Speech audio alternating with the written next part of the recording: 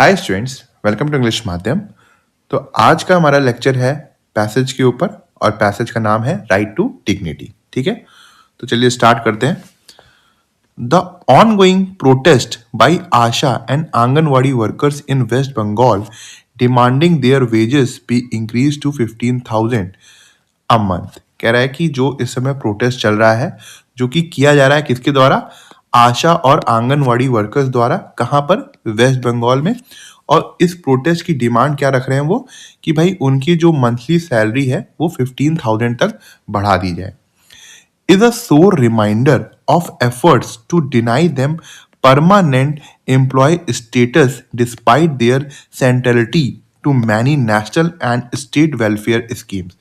कह रहा है कि ये जो प्रोटेस्ट चल रहा है एक तरीके से रिमाइंडर है, एक कड़वा कड़वा रिमाइंडर है, जो ये दर्शाता है कि इन लोगों को परमानेंट एम्प्लॉयज स्टेटस जो है वो बार बार गवर्नमेंट द्वारा डिनाई किया गया है, मना किया गया है।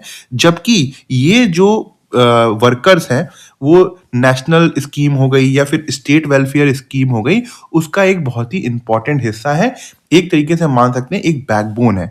उसके बावजूद भी सरकारों ने इनको एक तरीके से धोखा दिया है और इनको परमानेंट जॉब नहीं दी है। The Indira Gandhi government denied the first of many of these workers worker status under the integrated child development scheme। कह रहा है कि इंदिरा गांधी की जो सरकार थी उन्होंने इन वर्कर्स को वर्कर का स्टेटस देने से मना कर दिया था, और किसके अंतर्गत? इंटीग्रेटेड चाइल्ड डेवलपमेंट स्कीम के अंतर्गत। laying a foundation that India has continued to build on to bypass labor laws। और इसी स्टेप ने जो इंदिरा गांधी गवर्नमेंट ने लिया था, एक उसने नींव रखी जिससे आने वाली जो सरकारें थी उन्होंने लेबर लॉ से बचने के लिए इसी तरीके इसका ही सहारा आगे वो लेते रहे। एज द वर्कलोड इंक्रीज, जैसे जैसे जो काम था वर्कलोड बढ़ता गया, the formation of a national union followed in 1989। 1989 में एक नेशनल यूनियन इसीलिए बनाई गई थी। But even in the liberalisation era, कह रहा है कि जो लिबरलाइजेशन एरा था जो 1990 के दशक में हुआ था, उसके बावजूद भी the state created the category of scheme workers.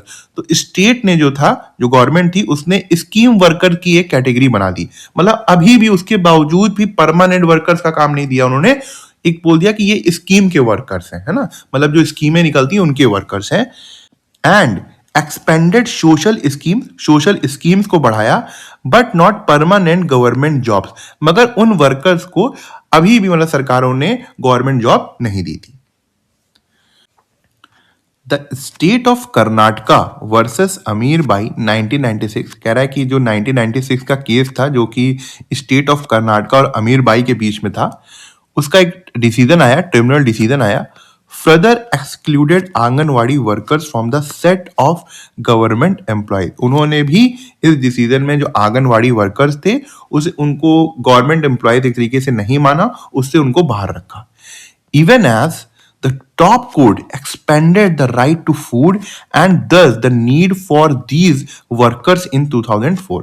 कह रहा है कि ये सब तब किया जब सुप्रीम कोर्ट, टॉप कोर्ट कौन हो गया? सुप्रीम कोर्ट ने एक तरीके से उनको राइट टू फूड दिया था कि भाई उनको खाने का राइट है, और साथ ही साथ उनकी आवश्यकताओं की नीड को भी एक तरीके से वर्कर्स को पहचाना था सुप्रीम कोर्ट ने 2004 में। उसके बावजूद भी ट्रिब्यूनल का जो डिसीजन था उनको गवर्नमेंट एम्प्लॉयज वाला स्टेटस नहीं दिया गया। The ASHA programme took root in the mid 2000। कह रहा है कि जो आशा प्रोग्राम था वो 2000 के मध्य में आया था, मतलब 2005 या 4 में। And followed a similar trajectory, और उसने भी उसी तरीके का एक तरीके से पाथ फॉलो किया जैसा आंगनवाड़ी वर्कर्स के लिए था। With the government framing them as activist, और सरकार ने क्या किया, इनको एक तरीके से एक्टिविस्ट के रूप में इनको देखा गया। मतलब इनको भी गवर्नमेंट जॉब की या गवर्नमेंट एम्प्लॉय की तरह नहीं देखा गया, इनको भी एक्टिविस्ट की तरह देखा गया जैसे आंगनवाड़ी वर्कर के साथ हुआ था। Worse in the 2010 when the government employers and workers union recommended job regularization। कह रहा है कि सबसे खराब चीज तो तब हुई 2010 में, जब जो गवर्नमेंट एम्प्लॉयर्स और वर्कर्स की जो यूनियन थी उसने ये रिकमेंड किया कि भाई अब इनकी जो जॉब है उसको रेगुलराइज की जाए, मतलब एक तरीके से परमानेंट जॉब कर दी जाए। मिनिमम वेजेस उनका सेट किया जाए कि एक मिनिमम सैलरी उनको देनी होगी, एंड उनकी पेंशन भी सेट की जाए और ग्रेजुएटी भी दी जाए for ASHA workers at the 45th labour conference. ठीक है, successive UPA and NDA government choose not to implement this, मतलब यूनियन के रिकमेंड करने के बावजूद भी जो लगातार यूपीए यूपीए की सरकार जैसे कांग्रेस सरकार और एनडीए जो बीजेपी की सरकार थी, ये सरकारें आई, मगर इन्होंने उस जो क्या कहते हैं रिकमेंड किया गया था उसको इम्प्लीमेंट नहीं किया, उसको क्या कहते हैं लागू नहीं किया। In 2015, the NDA government slashed the ICDS budget, and these workers have been protesting since at regular intervals just to make end meet। कह रहा है कि 2015 में एनडीए की गवर्नमेंट जो थी, जो बीजेपी की गवर्नमेंट थी, उसने आईसीडीएस का बजट घटा दिया, और तब से ये जो वर्कर्स हैं ये प्रोटेस्ट कर रहे हैं रेगुलर इंटरवल्स में, ताकि कम से कम ये इनको इस प्रोटेस्ट से कुछ मिल सके, इनकी कुछ सैलरी बढ़ सके, ताकि इनकी जो आम जिंदगी की जो चीजें हैं, इनकी नीड है, वो पूरी हो सके। The centre also froze its contribution to these workers pay in 2018। कह रहा है कि जो सेंटर की गवर्नमेंट थी उस वो जो पैसा देती थी, मतलब वो अपने हिस्से का जो पैसा इन वर्कर्स को देती थी, उसने बंद कर दिया 2018 में। In effect leaving ASHA and anganwadi personnel to absorb physical shock. और एक तरीके से आशा और जो आंगनवाड़ी के कार्यकर्ता थे, जो वर्कर थे, उनको उन्हीं के हाल में छोड़ दिया कि अब जो भी तुम्हारी जो जितनी भी मतलब फाइनेंशियल प्रॉब्लम आ रही है वो खुद ही अब अपना समझे, मतलब सेंट्रल गवर्नमेंट ने उनका हाथ छोड़ दिया। Together with the lack of a guarantee of better working condition for gig workers in the new labor code कह रहा है कि जो नया लेबर कोड्स आया है उसमें एक तरीके से जो गिग वर्कर्स हैं, गिग इकोनॉमी होती है ना, गिग वर्कर्स हैं, उनके लिए कोई भी अच्छी वर्किंग कंडीशन की गारंटी नहीं है। उसके साथ साथ the state has effectively existed the social contract for many of its vulnerable laborers in favor of। कह रहा है कि एक तो इन्होंने जो नया लेबर कोड लेके आए, इन्होंने गिग वर्कर्स को वो चीजें नहीं दी जो चीज उनको मिलनी चाहिए। भाई उनको भी एक मिनिमम वेज मिलना चाहिए, उनको भी पेंशन या ग्रेजुएटी का कुछ कर देते, ऐसा कर देते कि जो हमारे गिग वर्कर्स हैं वो एक तरीके से फॉर्मल इकोनॉमी में आ जाए, है ना। और इसके साथ साथ क्या हुआ कि जो ये स्टेट मतलब गवर्नमेंट जो है, इन्होंने एक सामाजिक जो कॉन्ट्रैक्ट लिया हुआ था अपने वनरेबल लेबर, जो सबसे ज्यादा कमजोर तबका था लेबर्स का, उसके लिए, उससे भी ये हट गए। तो मतलब दो चीज की है, एक तो जो नया लेबर कोड लेके आए उन्होंने गिग वर्कर्स का ध्यान नहीं रखा, और साथ ही साथ जो पहले के कॉन्ट्रैक्ट थे उनके साथ किए हुए थे उन्होंने उससे भी हट गए वो। In favour of promoting business matrix and more physical headroom at the centre.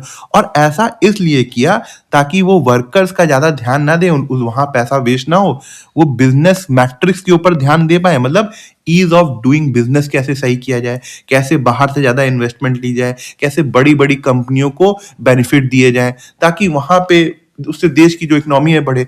मतलब ध्यान दिया गवर्नमेंट ने, मगर बड़ी बड़ी चीजों पे ध्यान दिया, वर्कर्स के ऊपर ध्यान नहीं दिया। और साथ ही साथ इससे क्या हुआ कि जब उन्होंने वल्नरेबल जो लेबर थे उसके उनका पैसा रोका, तो एक तरीके से फिजिकल हेडरूम मिला, एक तरीके से उनके पास फ्लेक्सिबिलिटी आई कि वो जो पैसा उनके पास बच रहा है वो और भी तरीके से यूज कर सकते हैं।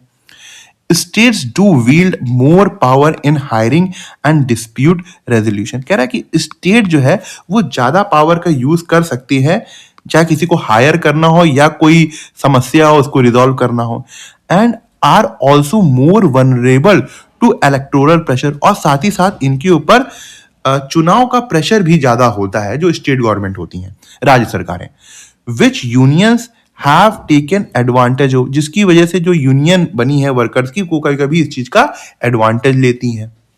But there is also considerable disparity between state. कह रहा है कि जो अलग अलग स्टेट्स हैं भारत में, सबकी स्थितियां एक जैसी नहीं है, अलग अलग हैं। एज सेंट्रल ऑनरेरिया स्टैग्नेटेड, जो कह रहे हैं जो सेंट्रल से पैसा मिलता है स्कीमों के, तो देखते नहीं हो भाई 60-40 का रेशियो है, 60 गवर्नमेंट देगी 40 स्टेट देगी, तो कह रहा है जो सेंट्रल का ऑनरेरिया है एक तरीके से जो पैसा मिलना है वो बंद हो गया है। States were compel to top up payments from their own budget, तो स्टेट जो है मजबूर हो गए हैं कि वो अपने बजट से अब पैसा दे उन वर्कर्स को, या जो भी जहां पे पैसा बंद हुआ है सेंट्रल गवर्नमेंट का वहां पर। Predictably, wealthier states and those facing sustained union pressure have been able to offer more or additional benefits than physically constrained ones. कह रहा है कि इस चीज को हम प्रिडिक्ट कर सकते हैं, जिन स्टेट्स के पास पैसा ज्यादा है या केंद्र सरकार का प्रेशर बहुत ज्यादा है, तो वो अच्छे ऑफर दे रहे हैं, एडिशनल बेनिफिट्स भी दे रहे हैं, मतलब ज्यादा पैसा दे रहे हैं, और साथ ही साथ जो मान लो कुछ और भी एडिशनल बेनिफिट दे रहे हैं उनकी तुलना में जो कमजोर स्टेट है, मान लो जैसे यूपी हो गया, बिहार हो गया, तो हम लोग कमजोर स्टेट्स में आते हैं, या फिर जो साउथ के स्टेट्स हैं वो थोड़ा सा उनकी आर्थिक स्थिति अच्छी है, पॉपुलेशन कम है, तो वो अच्छी स्थिति में तो उनके यहाँ वो ज्यादा पैसे दे देते होंगे। Nonetheless, फिर भी it is unconscionable that the practice of denying these workers their due still continues to be knowingly exploitative. कह रहा है कि ये बिल्कुल भी नैतिक नहीं है, सही नहीं है कि लगातार उन वर्कर्स को जो चीज उनको मिलनी चाहिए वो उसके लिए मना हो रहा है, और सरकारों को ये चीज पता भी है, उसके बावजूद भी वो उनका शोषण, एक्सप्लोटेटिव मतलब शोषण करते जा रही है। The center must legally reclassify these volunteers as a statutory employees under the Code of Social Security. कह रहा है कि जो केंद्र सरकार है उनको ये जो वॉलेंटियर्स है, ये जो वर्कर्स है, इनको एक तरीके से परमानेंट एम्प्लॉयज मानना चाहिए अंडर किसके, कोड ऑन सोशल सिक्योरिटी के अंतर्गत, guaranteeing minimum wages, minimum wage की गारंटी देनी चाहिए, एंड पेंशन कवरेज भी होना चाहिए। The center and state must also bridge physical gap to ensure equitable pay across region.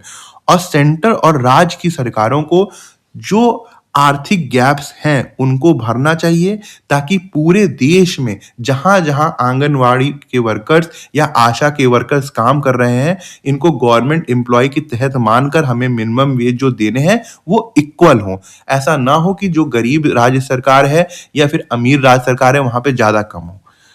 Only by institutionalizing these protections can India grant these essential workers their rightful dignity.